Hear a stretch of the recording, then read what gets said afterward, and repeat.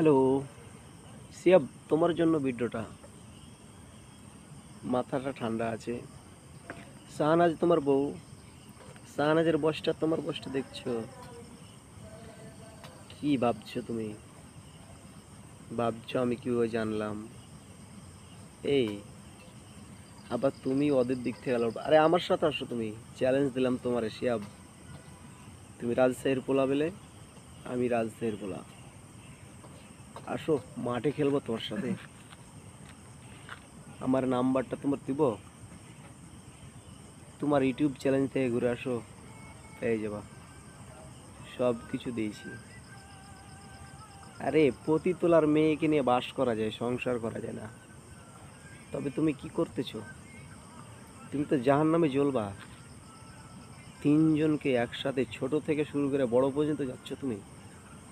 এই সিয়াব, তুমি আসলে এটা পারো কি করে ভাই? তোমার তো বলে আরেকটা বউ আছে। তুমি চারটা বউকে কিভাবে সামলাও রে ভাই? একটু দর্শককে বলে দিও।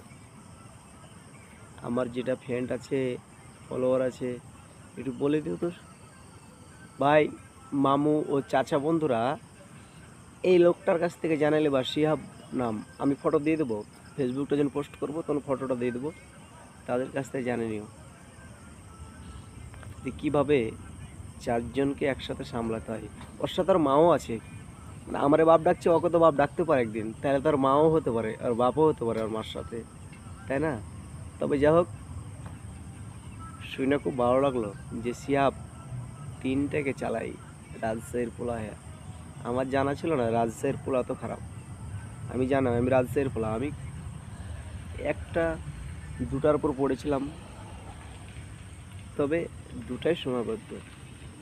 কিন্তু শরীতি জাহিলি না, শরীতিভাবে দুটাই সহজ ভাই। কথা গেলা মন থেকে বললাম, মুখ থেকে নাই, অভিনয় না। এক প্রতারক ছিল বেমান। এই বেমানের পরিবারটা জানতে পারিনি।